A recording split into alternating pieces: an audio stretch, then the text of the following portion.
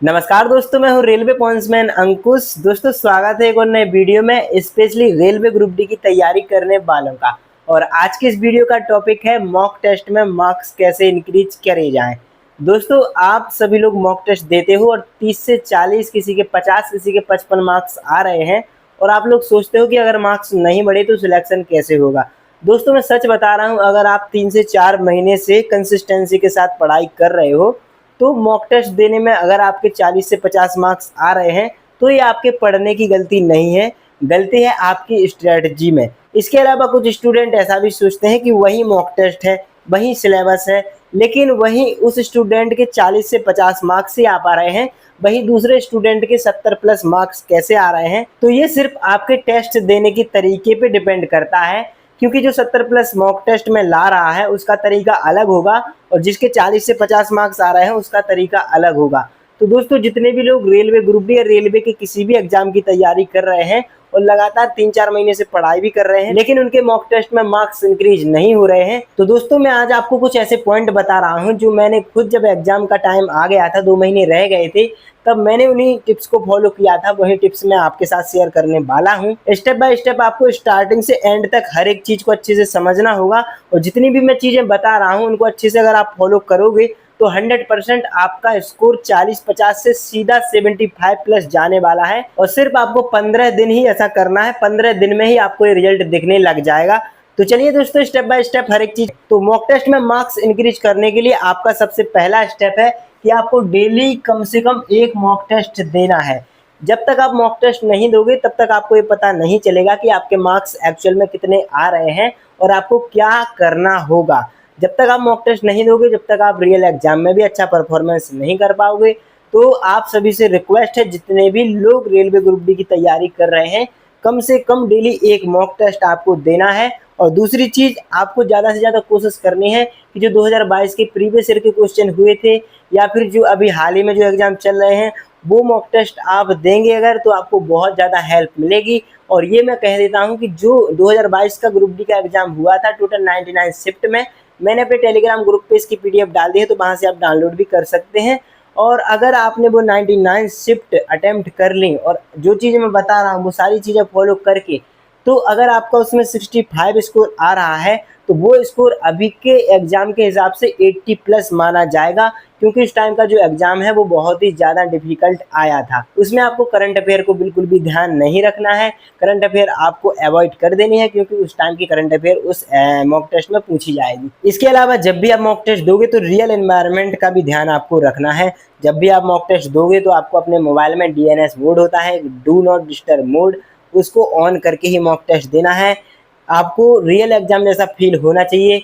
Exam time पे आपको, जैसे ही आपने मॉक टेस्ट स्टार्ट किया तो मॉक टेस्ट जब तक 90 मिनट पूरे नहीं हो जाते हैं तब तक आपको उठना नहीं है, किसी और दूसरे काम को नहीं करना है, क्योंकि जो टेक्स्ट बुक पे अदर प्लेटफॉर्म पे है तो वो टेस्ट रोका जाता है और जब दोबारा से आप देते हो तो वहीं से शुरू हो जाता है। लेकिन आपको ऐसा नहीं करना है। जैसे ही आप एक बार मॉक टेस्ट देने बैठो तो 90 के 90 मिनट आपको मॉक टेस्ट देने के लिए बैठा रहना है, सारे के सारे क्वेश्चन अटेम्प्ट करना है। दूसरी चीज़, अगर आपके पास लैपटॉप है तो ज़्यादा से ज़्यादा कोशिश करना है कि माउस की मदद से आप लैपटॉप पे मॉक टेस्ट देंगे तो कम से कम 3 से 4 मिनट का आपको एग्जाम में फ़ायदा होगा। इसके बाद तीसरी चीज़ है एनालिसिस करनी है आपको हर एक क्वेश्चन की। रेलवे ग्रुप डी के एग्जाम में टोटल 100 क्वेश्चन आते हैं, तो आपको 100 के 100 क्वेश्चन की एनालिसिस करनी है। कई सारे कैंडिडेट क्या करते हैं कि जो क्वेश्चन गलत हो गए या जो क्वेश्चन छूट गए सिर्फ उन्हीं की एनालिसिस करते हैं, लेकिन आपको मैं 3 तरीका बताता हूं कि आपने जो क्वेश्चन सही किए हैं उसकी भी एनालिसिस करनी है और उसमें आपको देखना है कि आपको सही करने में कितना टाइम उसमें लगा है। ज़्यादा टाइम तो नहीं लगा है, अगर टाइम लगा है तो किस वजह से लगा है उस पर भी आपको काम करना है। और दूसरी चीज़ है गलत क्वेश्चंस की एनालिसिस। गलत क्वेश्चंस में आपको 2 चीज़ें रहेंगी कि क्या आपका वो टॉपिक वीक था जिस वजह से गलत हुआ है, या फिर कन्फ्यूजन की वजह से कोई सिली मिस्टेक्स हुई है, यानी कि जो छोटी छोटी गलती होती है, कैलकुलेशन में मिस्टेक हो जाना या फिर 2 ऑप्शन में कंफ्यूज हो जाना, इस वजह से गलत हुआ है। तो इस चीज़ की आपको एनालिसिस करनी है। तीसरी चीज़ है जो क्वेश्चन आपने छोड़े हैं, क्या उस चीज़ के बारे में आपने कभी नहीं पढ़ा था, या फिर आपको इस चीज़ की नॉलेज नहीं है, या फिर वो भूल गए हो, या फिर आपका टाइम कम पड़ गया है, किस वजह से वो क्वेश्चन छूटा है। इन 3 चीज़ों की आपको एनालिसिस पूरे 100 के 100 क्वेश्चन की करनी है। ये आपका पहला स्टेप यहाँ से कंप्लीट होता है। दूसरी चीज़ है टाइम की स्ट्रेटजी। कई सारे कैंडिडेट क्या करते हैं कि जब वो मॉक टेस्ट देने बैठते हैं तो उनका टाइम ही कम पड़ जाता है। कई लोग 80-85 क्वेश्चन ही अटेम्प्ट कर पाते हैं और ये टाइम की कमी की वजह से उनके 15 क्वेश्चन छूट जाते हैं। तो टाइम मैनेज करने के लिए आपको सबसे पहला देखना होगा कि मैथ का अगर कोई इजी क्वेश्चन है तो आप 25 से 30 सेकंड में उसको सॉल्व कर पा रहे हैं या फिर नहीं।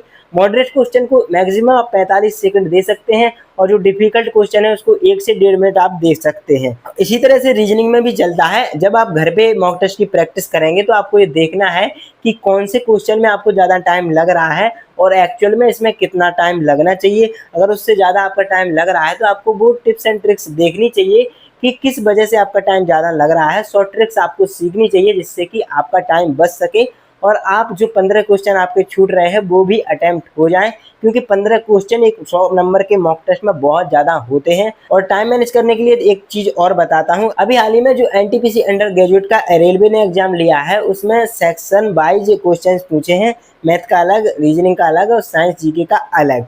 तो ऐसे 3 सेक्शन उन्होंने बनाए थे। तो ज़्यादातर चांस है कि रेलवे ग्रुप डी का भी एग्जाम वो सेक्शन वाइज ही लेंगे।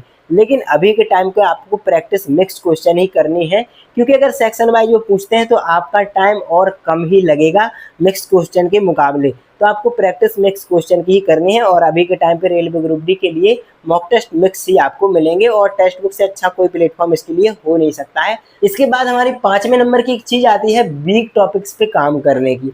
अब 2 चीज़ें इसमें होती हैं। पहली कि हाँ, सच में आपका वो टॉपिक ही वीक है, किसी की पूरी मैथ ही वीक होती है। वो कहते हैं भाई मुझे मैथ में तो कुछ समझ में ही नहीं आता है और मैथ में मेरा बहुत ही कम स्कोर रहता है।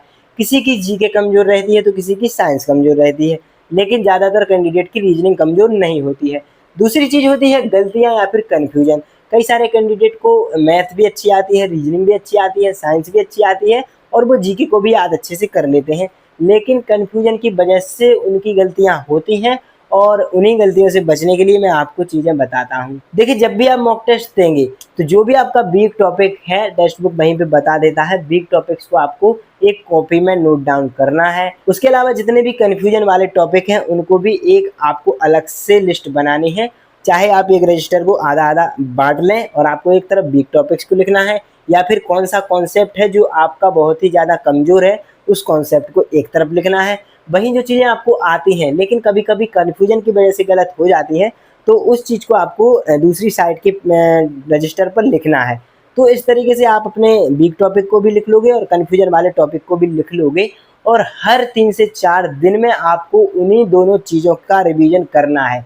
और अगर आप ये लगातार 15 दिन तक कर लेते हैं तो आपका एकदम से मार्क्स इंक्रीज हो जाएगा। तो सबसे जो मेन चीज़ होती है मॉक टेस्ट में वो एनालिसिस करने के बाद उन वीक टॉपिक्स पे काम करना, जो आप गलती कर रहे हो उस पे काम करना और जो आपकी कन्फ्यूजन है उन पे काम करने से ही आपके मॉक टेस्ट में मार्क्स इंक्रीज होते हैं। और एकदम से इतने मार्क्स आपके इंक्रीज हो जाएंगे कि आप भी नहीं सोचोगे कि इतने जल्दी भी कोई 40-50 से लेके 75 क्वेश्चन तक पहुंच सकता है।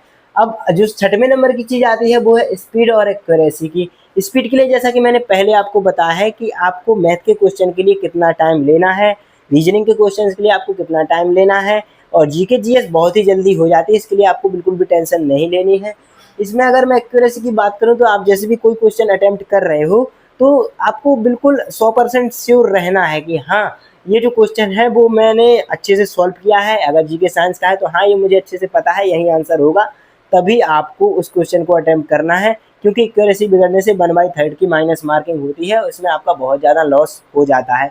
और स्पीड के लिए आपको मैंने बताया है कि जो भी इजी क्वेश्चन होते हैं या फिर जो भी इजी आपको सब्जेक्ट लगता है उसी सब्जेक्ट के क्वेश्चन को आपको पहले अटेम्प्ट करना है, क्योंकि इससे आपको स्टार्टिंग में ही मोटिवेशन मिलता है और जब आपको मोटिवेशन मिलेगा तो आप जो आगे के कुछ मॉडरेट या डिफिकल्ट क्वेश्चन होंगे उनको भी अच्छे से सॉल्व कर पाओगे। तो आपको ज़्यादा से ज़्यादा कोशिश करनी है कि जो आपको इजी सब्जेक्ट लगता है उसी सब्जेक्ट के क्वेश्चन को आपको पहले अटेम्प्ट करना है, लेकिन स्पीड के साथ करना है। अब क्वेश्चंस में स्पीड कैसे बनेगी उसका भी मैं बताता हूँ। सबसे ज़्यादा दिक्कत आपको मैथ में आती है, बाकी जीके और साइंस का क्वेश्चन सिर्फ 10-10, 15-15 सेकंड में अटेम्प्ट हो जाता है। तो मैथ के लिए आपको सबसे जो पहला स्टेप लेना है वो है कैलकुलेशन का। कैलकुलेशन में आपको स्क्वायर रूट और स्क्वायर, क्यूब रूट और क्यूब, परसेंटेज को डेसिमल में बदलना, डेसिमल को परसेंटेज में बदलना, इसके अलावा परसेंटेज का कन्वर्जेशन, ये सारी चीज़ें आपको बिल्कुल याद होनी चाहिए कि 10% को 1/10 लिख सकते हैं, 20% को 1/5 लिख सकते हैं। इसके अलावा आपको कम से कम 30 तक की टेबल याद होनी चाहिए और आपको जोड़, घटाना, गुणा, भाग कम से कम 3 अंकों की संख्या तक आपको कैलकुलेशन करना मुँह ज़ुबानी आना चाहिए, जिसके लिए आपको पेन भी नहीं उठाना है। बाकी जिसकी मैथ ज़्यादा ही कमज़ोर होती है वो आप बेसिक से भी क्वेश्चन को सॉल्व कर सकते हो, क्योंकि 100 क्वेश्चन के लिए 90 मिनट बहुत ज़्यादा होते हैं। अगर आप एवरेज मैथ के लिए 1 मिनट भी देंगे तो 25 मिनट ही 25 क्वेश्चन के लिए दे देंगे। वहीं 30 क्वेश्चन जो रीजनिंग के आते हैं उसके लिए अगर आप 30 मिनट भी दे देंगे तो सिर्फ 55 मिनट में आपके रीजनिंग और मैथ के क्वेश्चन हो जाएंगे। इसके बाद जो आपको 35 मिनट का समय बचेगा उसमें आपके जो 45 क्वेश्चन जीके और साइंस के बचेंगे वो आराम से सॉल्व हो जाएंगे। तो आपको एवरेज 1 मिनट मैथ और रीजनिंग में समय देना है, लेकिन एक्यूरेसी पे बिल्कुल ध्यान देना है, क्योंकि एक्यूरेसी ज़्यादा रहेगी तो आपके मार्क्स भी अच्छे आएंगे। मान लीजिए अगर आपने पूरे 80 क्वेश्चन अटेम्प्ट किए, लेकिन अगर उसमें से आपके 12 क्वेश्चन गलत हो जाते हैं तो काट के 68 मार्क्स तो यही बचे हैं। बाकी जो 1/3 के हिसाब से 4 मार्क्स की माइनस मार्किंग हो गई, तो ये 4 और करेंगे माइनस, तो सिर्फ 64 ही मार्क्स आपके बनेंगे। लेकिन अगर वहीं आप सही एक्यूरेसी से 80 क्वेश्चन अटेम्प्ट करते हैं और उसमें सिर्फ आपके 3 या 4 क्वेश्चन ही गलत होते हैं, या फिर मान लो 6 क्वेश्चन भी गलत होते हैं, तो भी आपका 72 स्कोर आ जाएगा, जो कि मेरे हिसाब से बहुत ही अच्छा रॉ मार्क्स रहेगा। इसके बाद आपके 7वें नंबर की जो चीज़ आती है वो है कंसिस्टेंसी प्लानिंग करना। कंसिस्टेंसी का मतलब जो मैंने आपको स्टार्टिंग में ही बताया था कि डेली आपको मॉक टेस्ट देना है, लेकिन इस कंसिस्टेंसी का मतलब मैं ये कह रहा हूँ कि जो मैंने तीसरे नंबर से लेके 6वें नंबर तक की जो 4 चीज़ें बताई हैं, तो अगर कंसिस्टेंसी से आपने ये 4 पॉइंट को अच्छे से फॉलो कर लिया सिर्फ 15 दिन तक, तो आपको रिजल्ट अलग ही दिख जाएगा सिर्फ 15 दिन में। और आप इस वीडियो पे आके कमेंट करना कि हाँ मुझे इस वीडियो से हेल्प मिली है और मैंने जो टिप्स बताई हैं उनको फॉलो करने से मेरे मार्क्स इंक्रीज हुए हैं, और कितने मार्क्स इंक्रीज हुए हैं ये चीज़ भी आपको बतानी है। अभी आज ही आप मॉक टेस्ट अटेम्प्ट करिए, आज या फिर कल, और उसमें आप अच्छे से एनालिसिस करके बताइए और कमेंट में ज़रूर लिखिए कि आप मॉक टेस्ट में कौन कौन सी गलती कर रहे हो और आपके मार्क्स कितने आए हैं। तो 7वें नंबर की चीज़ कंसिस्टेंसी प्लानिंग है। आपको हर एक दिन कम से कम 1 मॉक टेस्ट देना है, हो सके तो 2 मॉक टेस्ट दें, क्योंकि सिर्फ 2 महीने का समय रेलवे ग्रुप डी के एग्जाम के लिए बचा हुआ है, तो लगातार आपको मॉक टेस्ट देते रहना है। इसके बाद 8वें नंबर का एक पॉइंट मैंने लिखा है कि जो हाल ही की आंसर की, तो इसका मतलब ये है कि जैसे अभी एनटीपीसी ग्रेजुएट लेवल का और अंडर ग्रेजुएट का जो एग्जाम हुआ है, अंडर ग्रेजुएट लेवल की जो आंसर की है वो आ जाएगी। तो जितनी भी शिफ्टें एनटीपीसी में हुई हैं वो शिफ्टों की पीडीएफ में टेलीग्राम ग्रुप पे डालूंगा, तो उन सभी शिफ्टों के क्वेश्चन को आपको एक बार देख लेना है, उनको सॉल्व कर लेना है। उससे रेलवे ग्रुप डी के एग्जाम में इतनी ज़्यादा आपको हेल्प मिलेगी, कम से कम 4 से 5 मार्क्स आपके इंक्रीज सिर्फ उसी आंसर की से हो जाएंगे। तो ये चीज़ आपको कर लेनी है, जब मैं टेलीग्राम ग्रुप पे डाल दूंगा उसकी लिंक आपको डिस्क्रिप्शन में मिल जाएगी और चैनल के बायो में भी मिल जाएगी, ज्वाइन कर लेना। जैसे ही आंसर की आएगी उसके अगले दिन या 2 दिन बाद में सारे की सारे आंसर की उस पर अपलोड कर दूंगा। इसके बाद है आखिरी चीज़ जो कि बहुत ज़्यादा ज़रूरी एक स्टूडेंट के लिए होती है, वो है माइंड सेट और मोटिवेशन। आप जब भी मॉक टेस्ट देंगे तो उसको आपको मॉक टेस्ट की तरह ही लेना है, चाहे आपका स्कोर कम आया हो या फिर नॉर्मल आया हो या फिर ज़्यादा आया हो।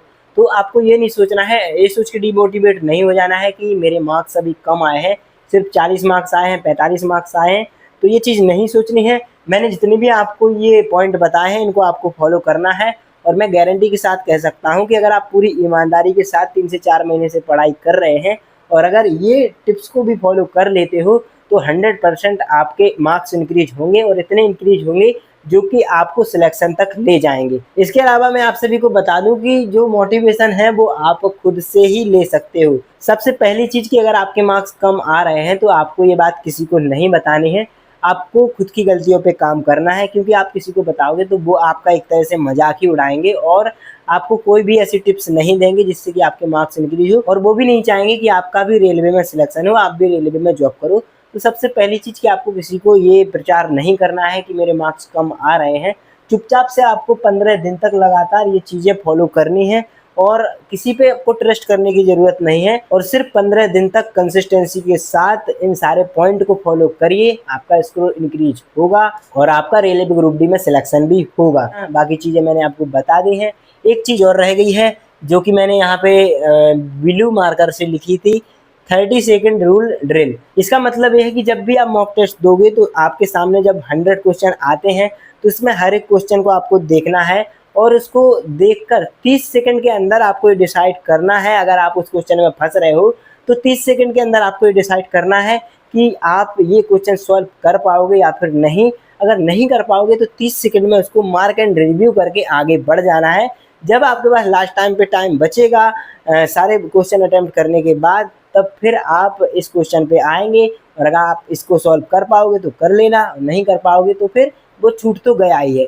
तो आपको ऐसा नहीं है कि उसी क्वेश्चन में बिल्कुल फंसना नहीं है, क्योंकि कई सारे कैंडिडेट होते हैं जो 4 से 5 मिनट एक ही क्वेश्चन में दे देते हो और जब आपका इतना समय चला जाता है तो आपका पूरा मॉक टेस्ट क्या जो रियल एग्जाम होता है वो देने में ही आपका माइंड सेट खराब हो जाता है और आप डिमोटिवेट होने लगते हो, क्योंकि आप फिर देखते हो कि मेरे 4 ही क्वेश्चन हुए हैं, 10 मिनट का टाइम निकल गया है।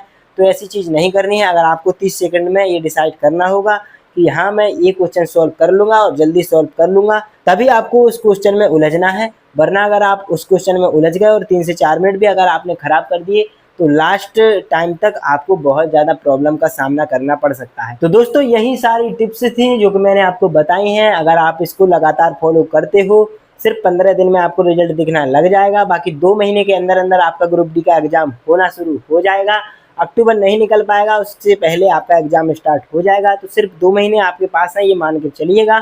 बाकी एक जो एग्जाम है 1 से 1.5 महीने कम से कम चलेगा, तो आपके पास बहुत ज़्यादा टाइम उसमें भी मिल जाएगा जिसका लास्ट टाइम पे एग्जाम होगा। बाकी कुछ एनालिसिस आपको आइडिया भी मिल जाता है स्टार्टिंग की शिफ्ट से कि किस तरह के क्वेश्चन आ रहे हैं, मॉडरेट आ रहे हैं, डिफिकल्ट आ रहे हैं या फिर ईजी आ रहे हैं। बाकी यही सारी टिप्स हैं, अगर आप फॉलो करोगे तो आपको इस चीज़ का फ़ायदा मिलेगा और उम्मीद है कि आपको ये सारी टिप्स पसंद आई होंगी, वीडियो भी पसंद आई होगी। अगर वीडियो पसंद आई है तो वीडियो को लाइक और अपने दोस्तों के साथ शेयर करिएगा। साथ ही साइड में हाइप का बटन है, उसको भी हाइप करिएगा।